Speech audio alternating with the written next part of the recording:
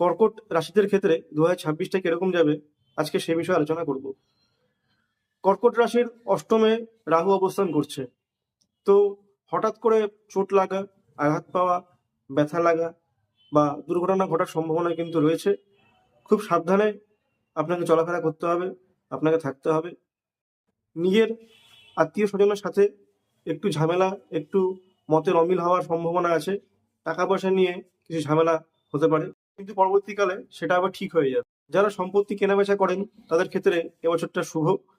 ভালো প্রপার্টি কিনে সেটাকে ভালো দামে বিক্রি করতে পারবেন। ঠাকুর দেবতা এবং আধ্যাত্মিক লাইনে একটু খরচা বাড়বে, তো সেটা কিভাবে সামলাবেন বা কিভাবে চলবেন সেটা একটু দেখে নেবেন। যারা পড়াশোনার সাথে যুক্ত তাদের ক্ষেত্রে এবছরে একটু পরিশ্রম করতে হবে, একটু মনোযোগ সহকারে পড়াশোনা করতে হবে, তাহলেই ভালো রেজাল্ট পাওয়া যাবে। এছাড়া বন্ধু বান্ধব, ভাই বা নিজের পরিবারের লোকজনের সাথে মোটামুটি ভালোই যাবে।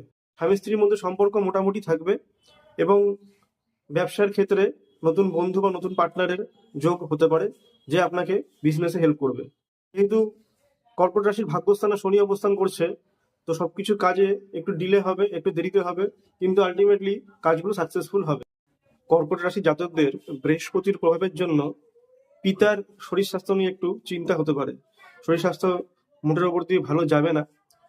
হেলথ রিলেটেড বিভিন্ন রকম ইস্যু দেখা দিতে পারে এবং কর্কট রাশির জাতকদের নিজেদেরও একটু হেলথে যত্ন নিতে হবে।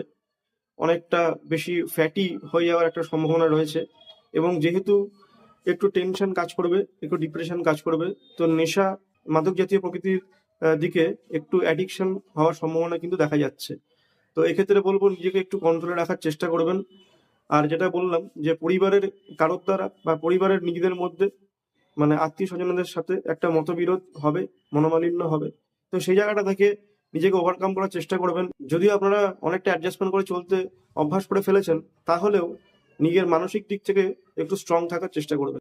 বলছি, যেহেতু রাহু অষ্টমে আছে, তো শরীর স্বাস্থ্যের দিকটা কিন্তু খেয়াল রাখবেন। অ্যাক্সিডেন্ট বা দুর্ঘটনা ঘটার প্রবণতা কিন্তু এবছরটা আছে। খুব সাবধানে আপনাদেরকে চলাফেরা করতে হবে। ভিডিওটি যদি ভালো লেগে থাকে তাহলে অবশ্যই একটা লাইক দিয়ে দেবেন এবং চ্যানেলটিকে সাবস্ক্রাইব করে নেবেন। আরও নতুন রাশি নিয়ে, আরও নতুন রাশির ভিডিও নিয়ে আমি আসছি, আর অন্য রকম তথ্য নিয়ে। আপনার যদি কোনো মতামত থাকে তাহলে অবশ্যই সেটা কমেন্ট করে জানাতে পারেন। নমস্কার।